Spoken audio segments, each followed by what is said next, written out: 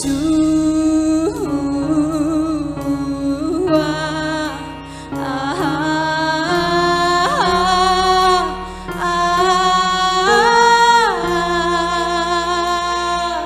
membentangkan suatu perumpamaan lain lagi kepada mereka. Katanya, hal kerajaan surga itu seumpama biji sesawi yang diambil dan ditaburkan orang di ladangnya.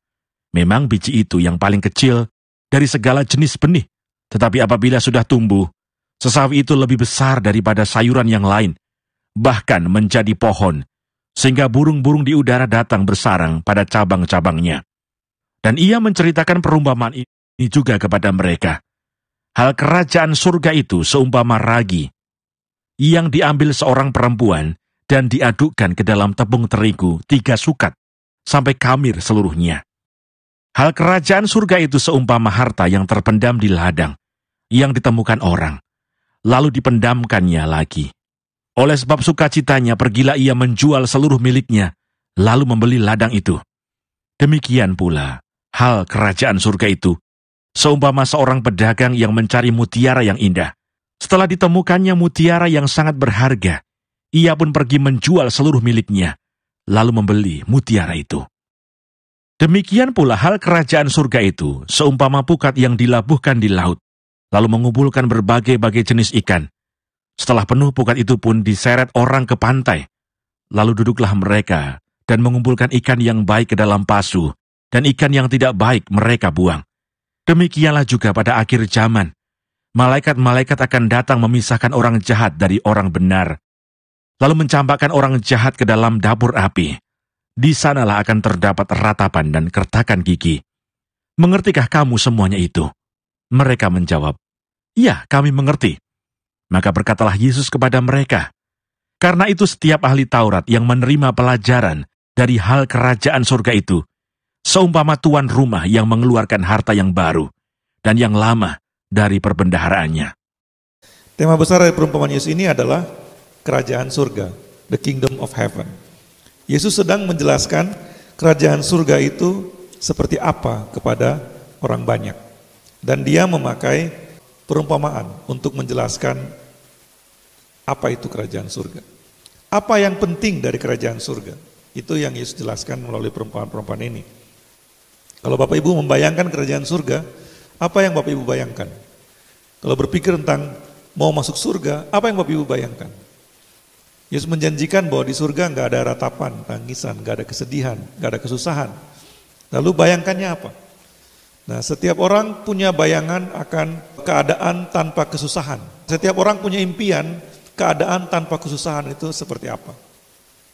Anak yang suka makan, dia akan membayangkan surga itu banyak makanan. Dia mau makan apa aja bisa, nggak harus dijatahin. Coba kalau tanya sama orang-orang, mungkin orang-orang akan punya jawaban beda-beda tentang gambaran kerajaan surga. Nah, Yesus mau kita memiliki pemahaman yang sama tentang kerajaan surga itu seperti apa.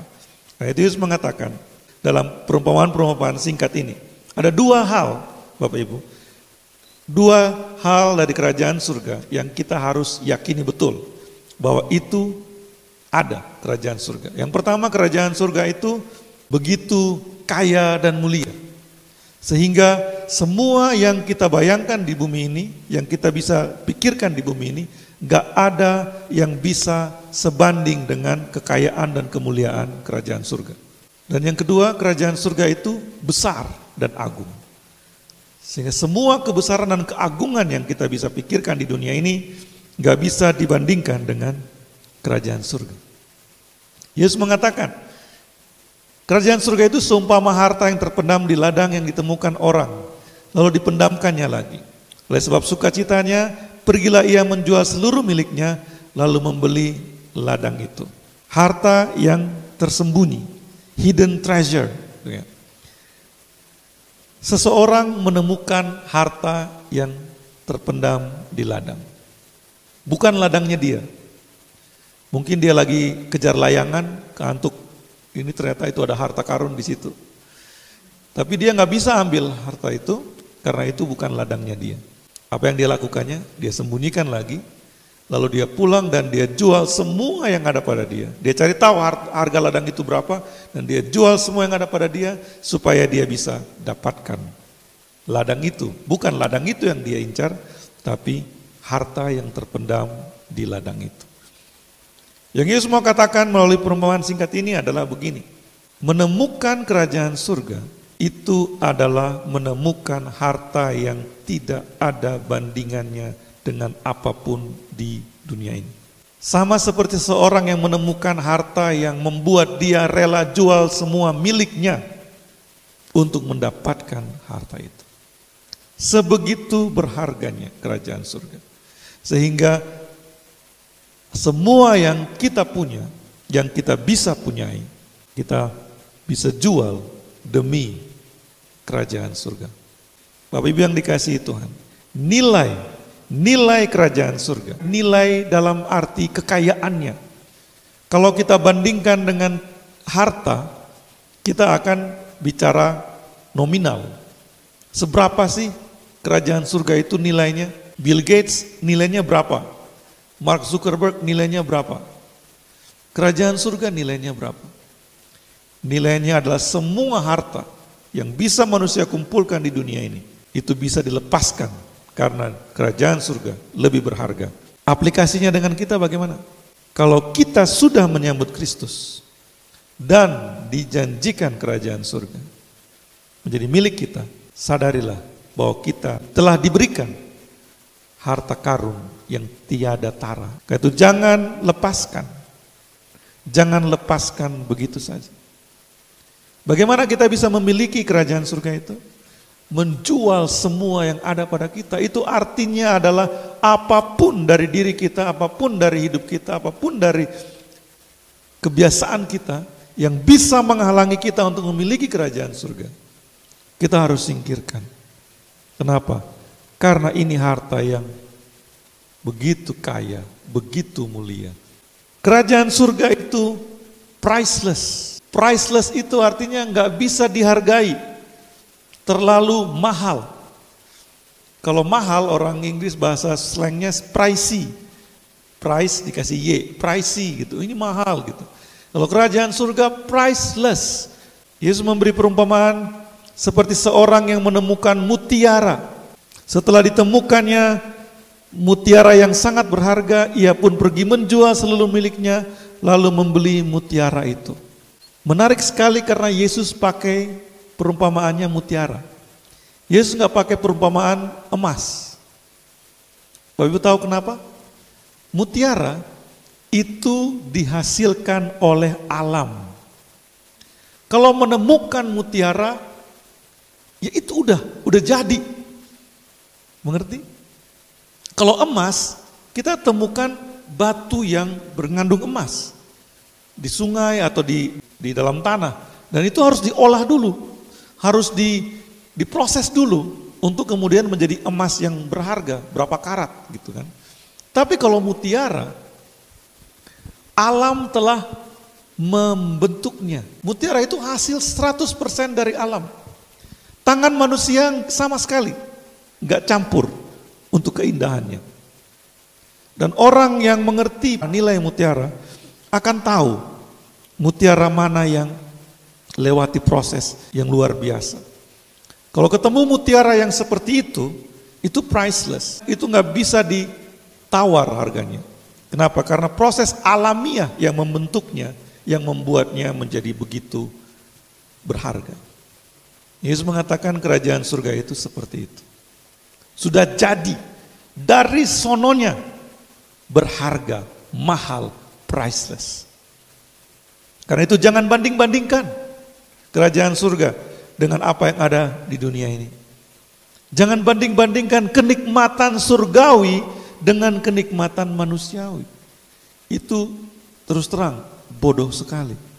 Bagaimana kita bisa membayangkan surga yang kekal, yang sempurna, dibuat oleh Allah yang maha kuasa, dengan kenikmatan yang bisa dipikirkan oleh otak kita yang hanya kurang dari berapa persen terpakai.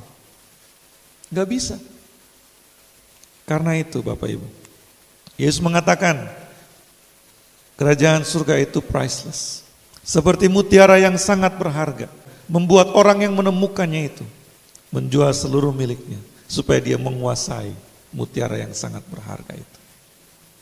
Bapak Ibu yang dikasihi Tuhan, kasih karunia itu diberikan dengan cuma-cuma. Tetapi kerajaan surga itu bukan barang murahan. Itu adalah kekayaan yang tiada taranya.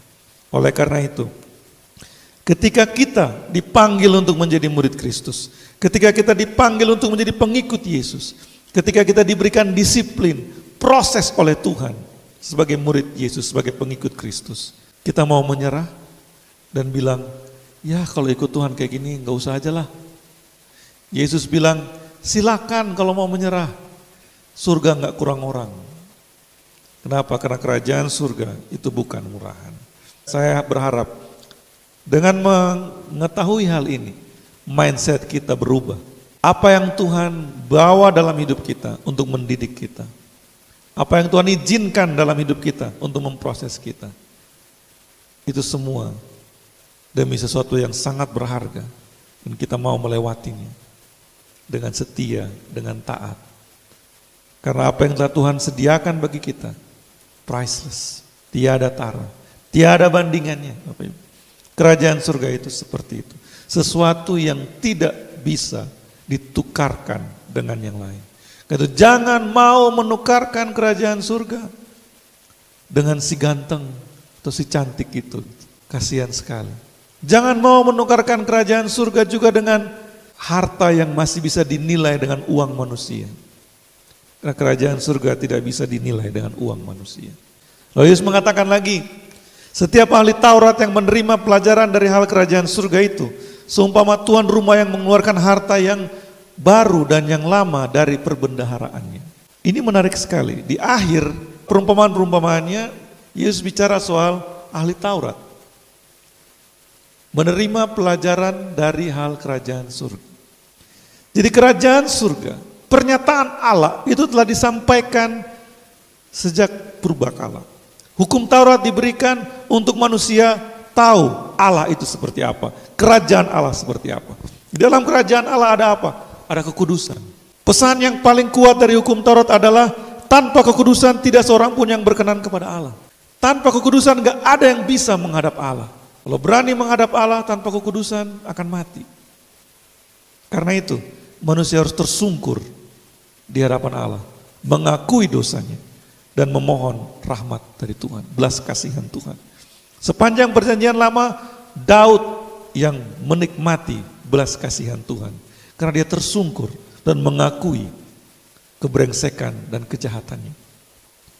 Hukum Taurat mengajarkan tentang kekudusannya Tuhan. Tapi hukum Taurat juga sebenarnya mengajarkan betapa Tuhan itu penuh belas kasihan. Ketika manusia perlu belas kasihan, Tuhan berikan belas kasihan. Lalu Yesus datang, firman Allah yang menjadi manusia. Yesus datang dan menyatakan bahwa Allah membuka diri untuk disapa Abba, disapa Bapa oleh manusia. Allah membuka diri untuk didatangi dalam ruang pribadi setiap manusia. Memanggilnya Bapa, Abba, Papa, apa. Itu hal kerajaan surga. Rahasia kerajaan surga itu tiada habisnya.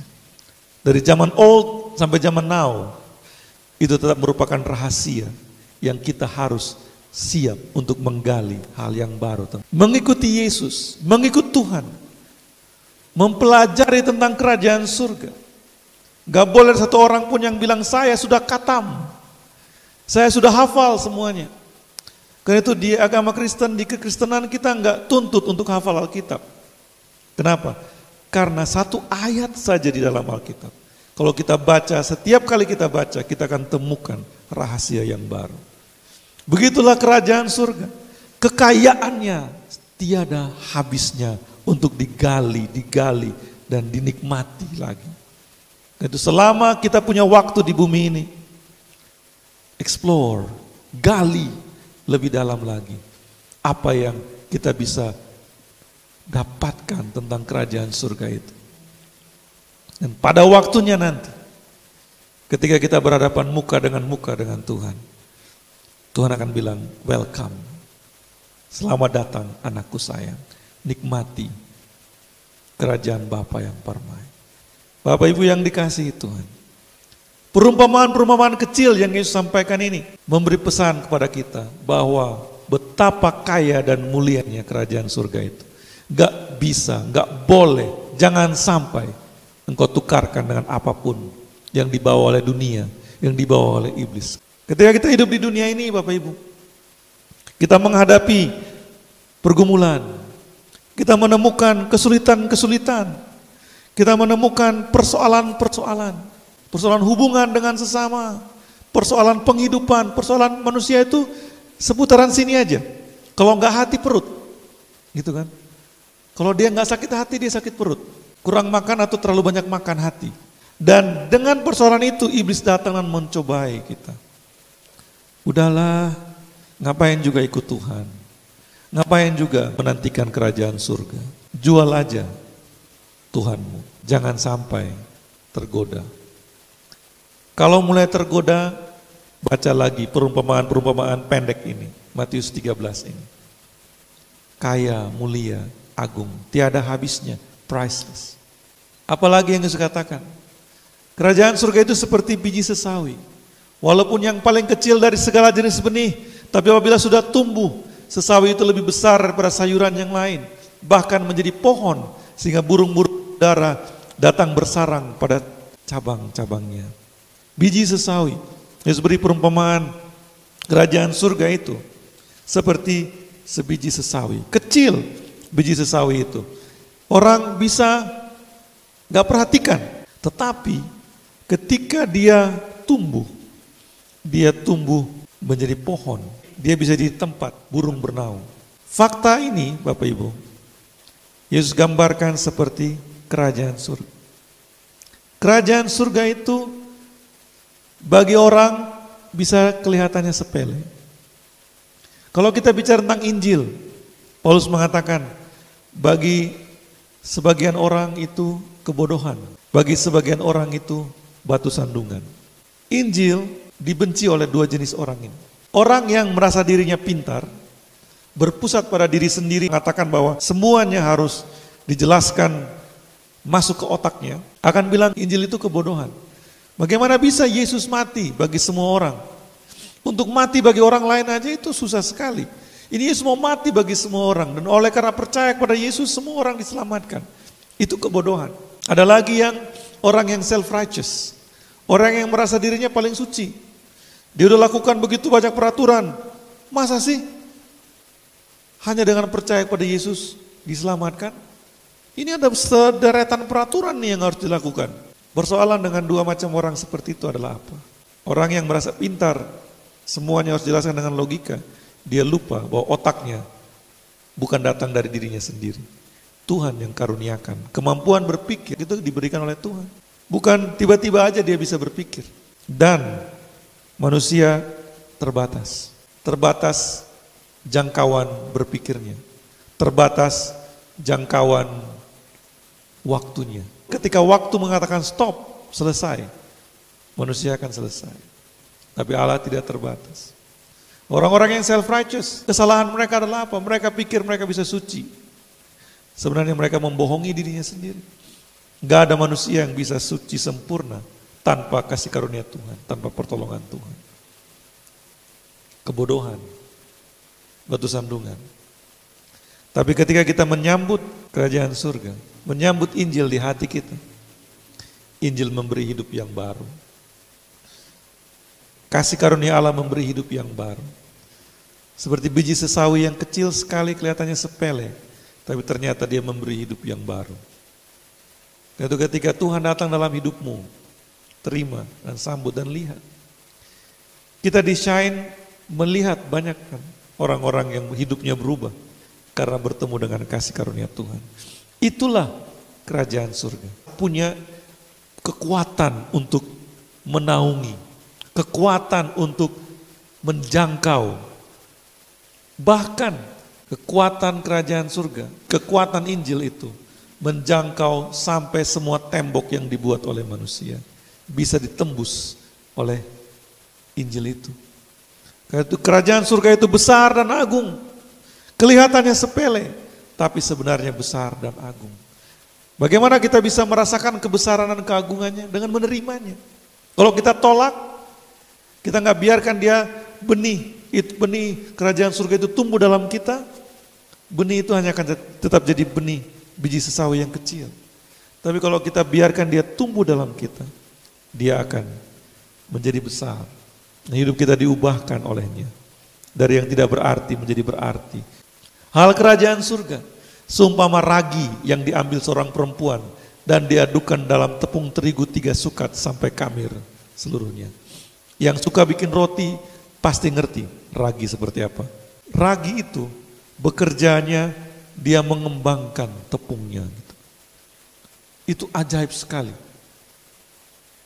Pekerjaan ragi itu. Nah, kerajaan surga itu seperti ragi, kecil, sepele. Tapi kalau dia ada di situ, dia akan berpengaruh. Pengaruhnya pelan-pelan akan terasa dan kemudian akan merubah lingkungannya. Itu kerajaan surga. Karena itu di mana ada orang-orang yang mengikuti Yesus, diam di suatu tempat, melakukan suatu pekerjaan, melakukan suatu karya, akan pelan-pelan raginya akan masuk dan kemudian mengubah. Penulis Ibrani bilang, iman tanpa perbuatan itu mati. Gak mungkin imannya gak ada perbuatannya. Kenapa? Karena kalau kita ikut Yesus, karena kalau kita percaya kepada Yesus, mengikuti ajaran dan teladannya, itu akan terlihat dari hidup kita. Yang bagaimana? Bukan yang aneh-aneh. Begitu kita terima Yesus, kita gak harus ganti gaya berpakaian kita. Begitu menyambut Yesus, yang cowok langsung digondrong. Ngikut Yesus gitu kan. Tuhan gak pernah minta kita untuk panjangin rambut. Yesus gak minta kita untuk mempengaruhi dunia dengan gaya berpakaian kita. Enggak, Bapak Ibu. Karena itu bingung kalau cari fashion Kristen itu gimana? Gak ada fashion Kristen. Karena memang Yesus bukan penjual baju, dia tukang kayu. Bagaimana kita mempengaruhi dunia? Dengan gaya hidup kita yang seperti ragi yang mengkamirkan seluruh adonan. Gaya hidup kita. Gereja harus punya pengaruh.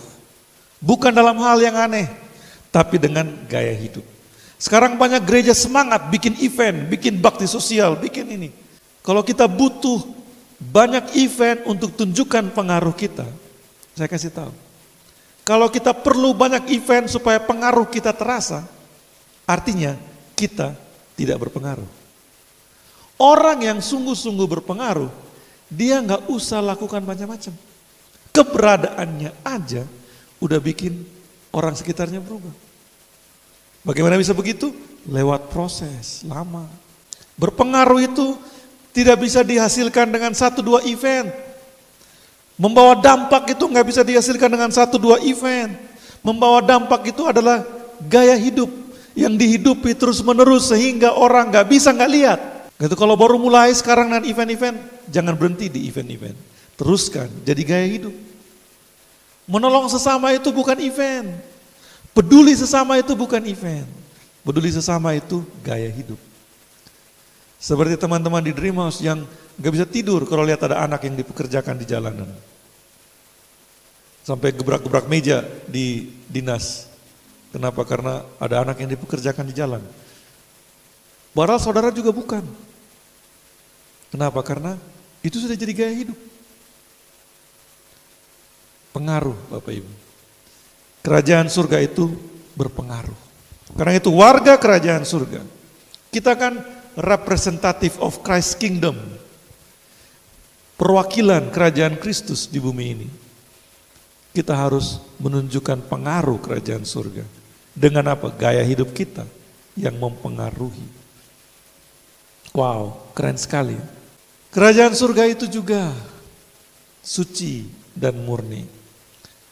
Lucu karena Yesus tidak lupa menyisipkan perumpamaan ini. Minggu yang lalu kita bicara soal lalang dan gandum. Dan Yesus bicara lagi di ayat 49. Pada akhir zaman, malaikat-malaikat akan datang memisahkan orang jahat dari orang benar. Sama seperti nelayan yang tangkap ikan dengan pukat. Pukat, ada yang tahu yang nggak tahu pukat? Pukat itu seperti jala yang ditarik gitu kan. Kalau dulu TVRI pas penutup acara semua gitu kan ada nelayan yang lagi lempar pukatnya gitu.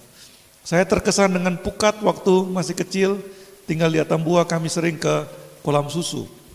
Di perbatasan dengan Timor Leste ada kolam air payau, bandengnya enak sekali. Kita bisa ikut nangkap juga, petambaknya itu akan lemparkan pukatnya.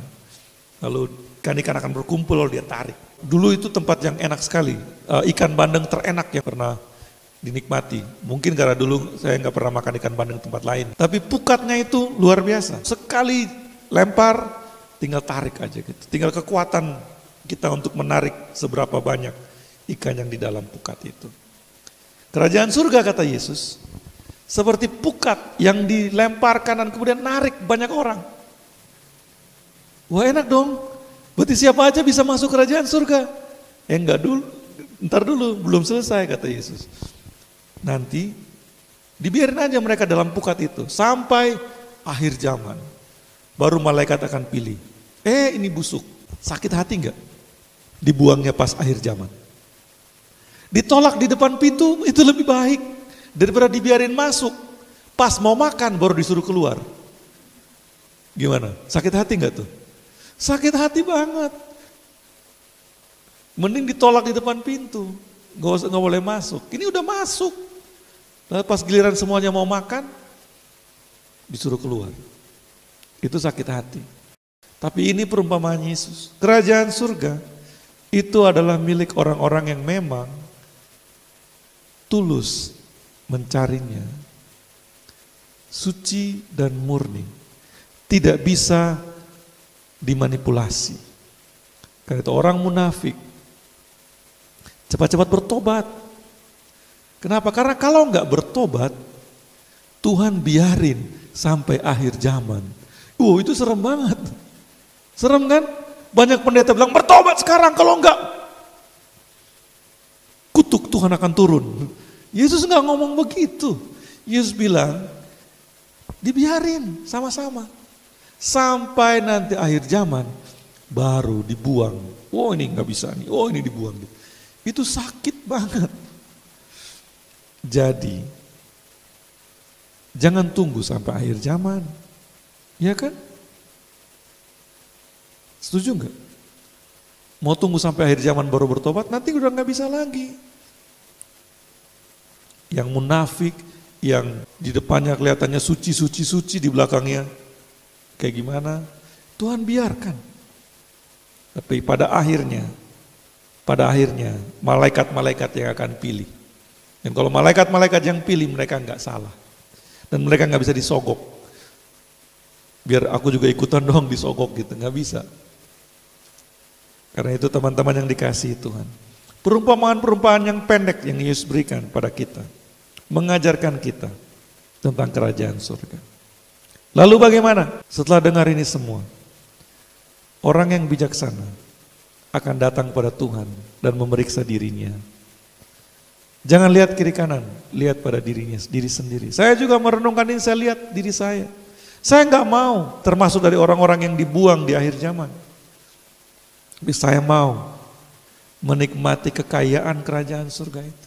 Bahkan selama saya hidup di dunia ini, biarlah hidup saya menjadi wakil kerajaan surga di bumi. Sehingga melalui hidup saya, pengaruh kerajaan surga itu menjangkau banyak orang.